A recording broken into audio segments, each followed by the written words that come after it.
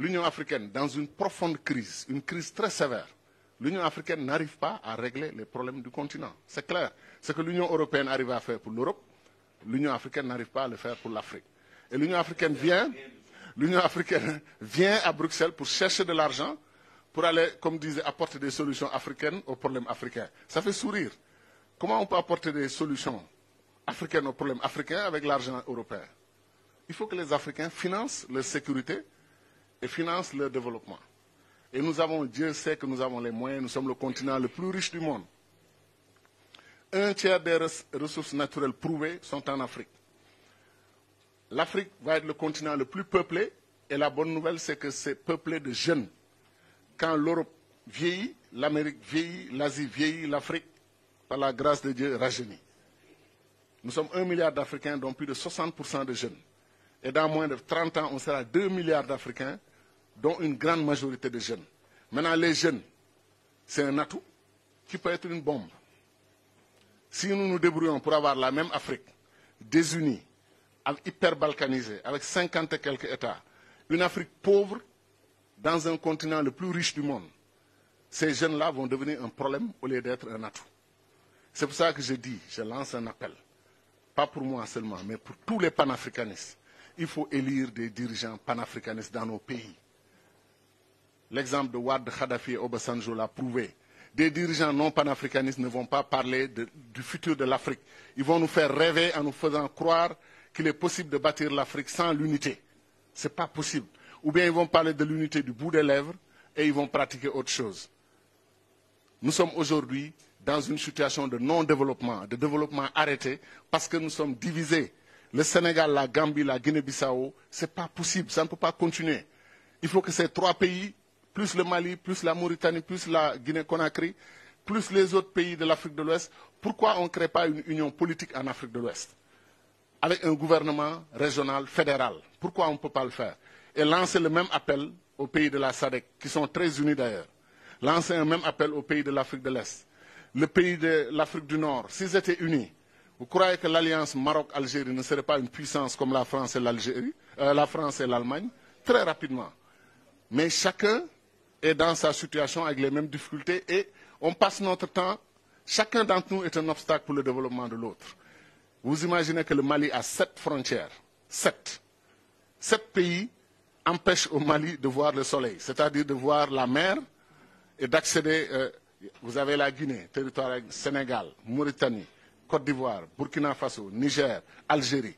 Si quand 7 pays vous encerclent et chacun prétend être un pays souverain qui contrôle ses frontières, mais il vous étouffe, il vous empêche de respirer.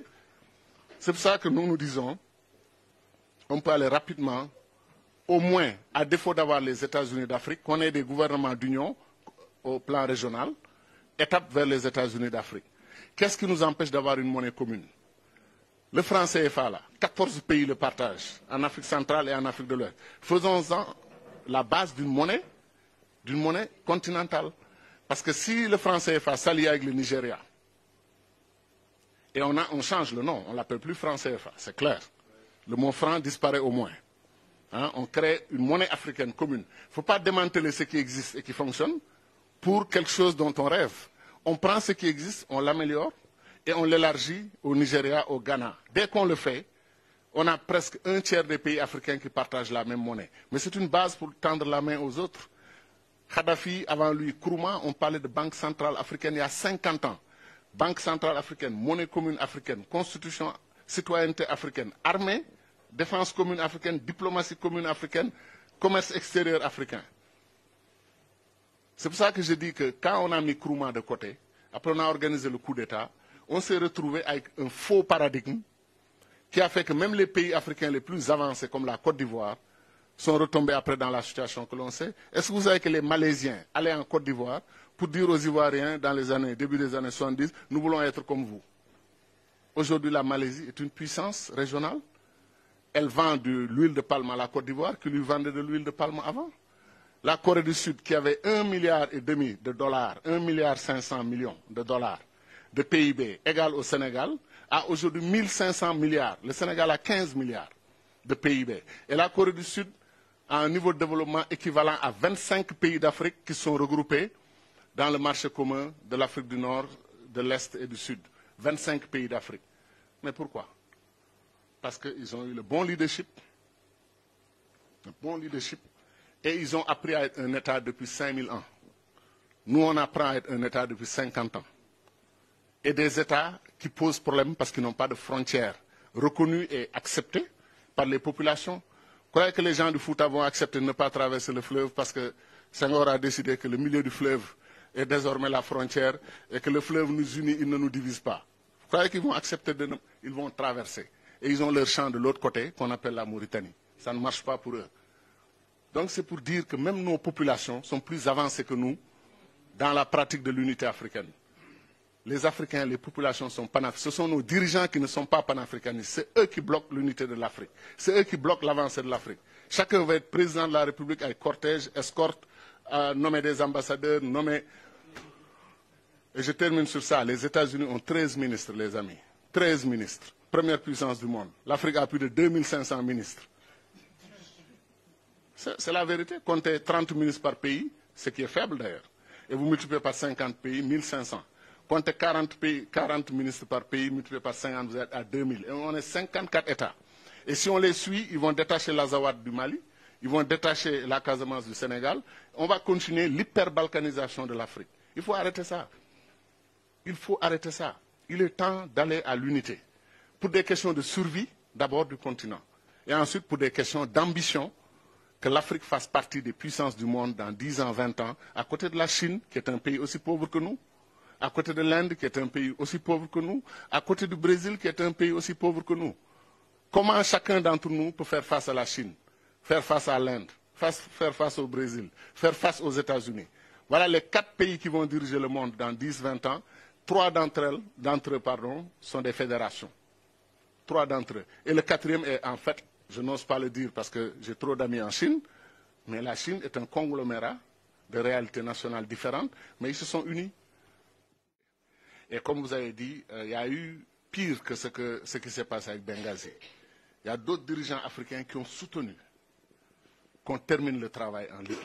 Qu'on termine le travail. Est-ce que vous comprenez le mot terminer le travail en Libye? Des gens qui étaient pour qu'on neutralise Kadhafi. Et dans le langage militaire, neutraliser veut dire quelque chose. Pour l'instant, je ne suis pas encore prêt, pour différentes raisons, à raconter ce que j'en sais. Mais je le dirai un jour. Je le dirai un jour parce que c'est triste ce qui s'est passé. Et Benghazi ne devait pas avoir lieu pour le Sénégal. Ne devait pas avoir lieu. Je pense que c'était une erreur monumentale. Nous ne devions pas faire ça. Et Kadhafi est mort peut-être avec beaucoup d'amertume par rapport à des pays qu'il a aimés, qu'il a soutenus, qu'il a aidés. Il était même prêt, je vais arrêter les révélations à ce niveau, il était prêt quelque part à partir. Et s'il partait, il pensait à des pays comme les pays que j'ai à l'esprit. Et malheureusement, certains de ces pays n'ont pas fait ce qu'ils devaient faire. Et comme toujours, Kadhafi sera réhabilité. Ça prendra du temps. Parce qu'aujourd'hui, certains, même en raisonnant de façon très simple, vont dire qu'il y a des gens qu'on ne tue pas impunément. Quand ce qui s'est passé avec Kadhafi s'est passé, regardez, l'Afrique, la Libye d'abord, et toute l'Afrique, y compris la plus grande région du Sahel et du Sahara, nous sommes tous par terre. Nous sommes tous par terre. Kadhafi a beaucoup fait.